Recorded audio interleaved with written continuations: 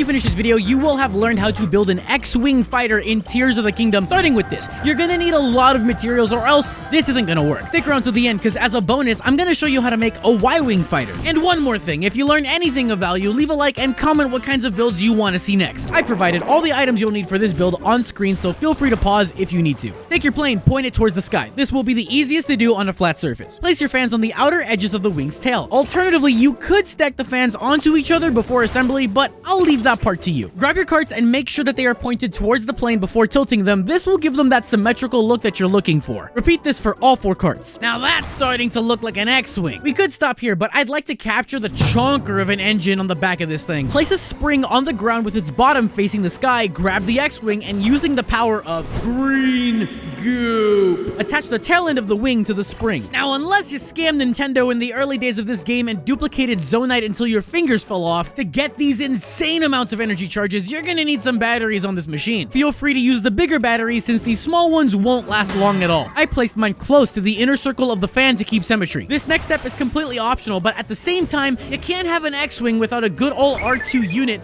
helping you pilot the thing. Grab a construct head and place him under the fighter, and give him a cannon for good measure. Put down your steering wheel, and that's it. You have a fully functional X-Wing fighter in Tears of the Kingdom. And yes, it can fly. Provided are the items you'll need for this build on screen, feel free to pause if you need to. Reach into your wizard's pouch and summon 4 homing carts and connect them together. You'll end up with this square-like structure. Using 2 regular carts, flip them upside down and place them on the edges of the homing carts. Then grab a wing and to the best of your ability, place it on top of the carts with the tail end as centered as possible. Reach back into your pouch and summon 6 fans, then stack them onto each other, then grab 2 springs. Use the goo to connect them to your fans like this. Place each set onto the edge of a cart, then carefully connect them to the back of your fighter. Use the sled to cover the opening near the middle of the craft. This gives the fighter more of a finished look, in my opinion. Finish off this section by placing your steering wheel on top of the sled. Using 3 carts, make a triangular shape and place it on the front of the wing. This will be the head of the Y-Wing. I ended up rearranging the homing carts near the end of this build to get more of a balanced square shape that the Y-Wings typically have, but this is completely optional. That's it! You have a fully functional Y-Wing fighter in Tears of the Kingdom, and yes, it can fly. Leave a like if you enjoyed this video, comment what I should make next, and check out my merch. I make cool shit.